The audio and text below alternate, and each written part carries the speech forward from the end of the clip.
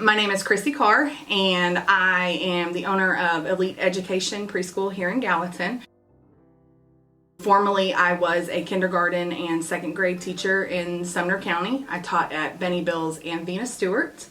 So I decided to make a change when myself and a couple people that I worked with, we were constantly struggling with kids coming in just not prepared for kindergarten. We decided to open up a preschool that would be more into getting the kids prepared, just a little more academics put in there, and just try and help them for that transition from preschool to kindergarten.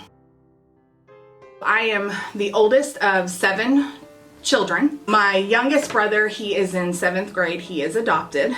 But growing up, I did not have much. I was that child who, when I came to school, I was on the reduced and free lunches. I got my field trips paid for. I did the Christmas event with the police officers. Went to school with no school supplies.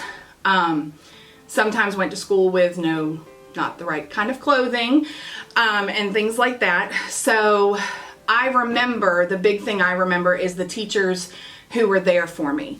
I remember the teacher taking me to a closet to pick out a backpack and to pick out, which then would be the cool Lisa Frank notebook that all the other girls had, but I did not have one. I remember the teacher who, when my account got super negative, I do remember her paying some money on there, and I was able to get an ice cream that day.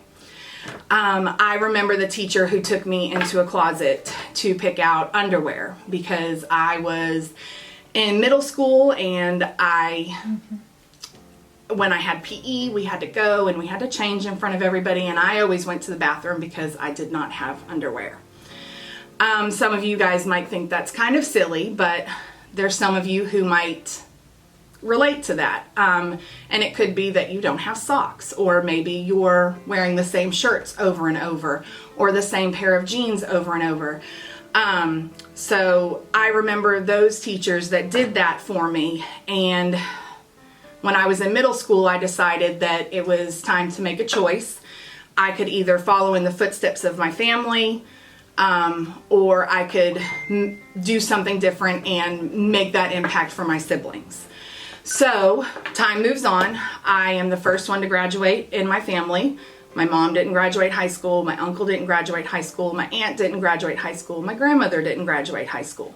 So I was the first one to graduate high school. Every one of my siblings, except for the one who's in 7th grade, has now graduated high school.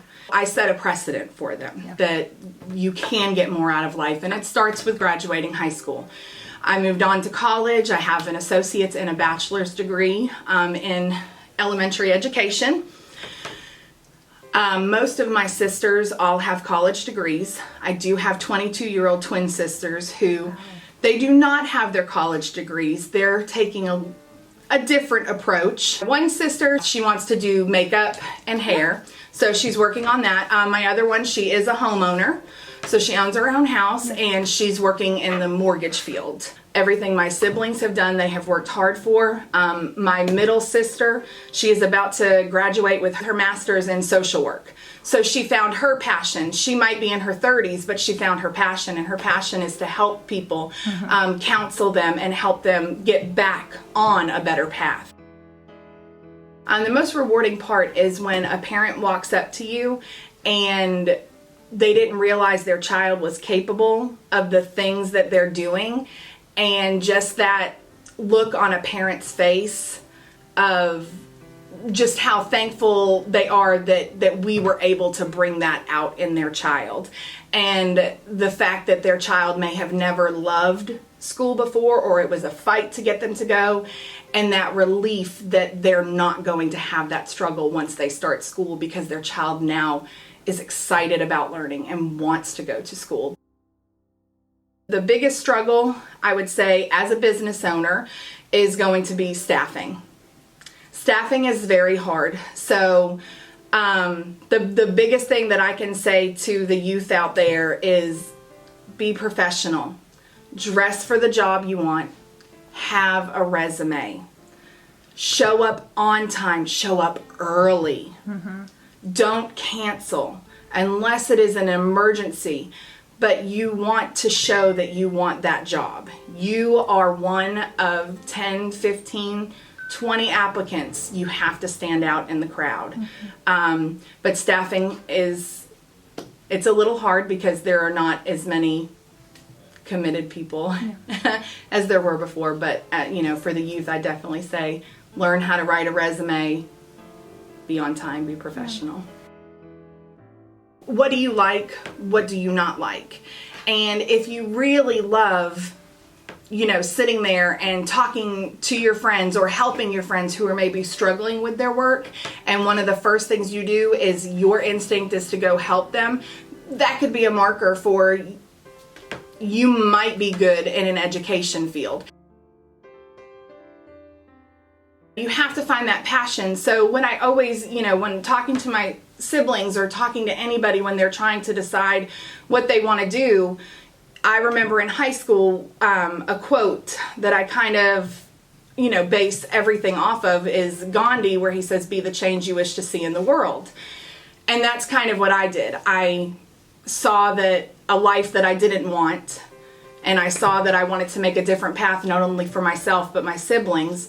So I was that change for them. And then that's why I chose to go into teaching, because I found that passion for education and the passion to help others, you guys, young students who need somebody to tell them that just because I go to bed hungry, or just because I can't afford to pay for my lunch or have the most expensive backpack, that does not mean that's all you are.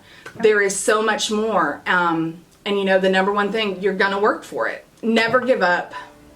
Dream big. Anything is possible. But the number one thing you have to remember is you have to work for it. I cannot stress that enough, is to work for it. Go for it.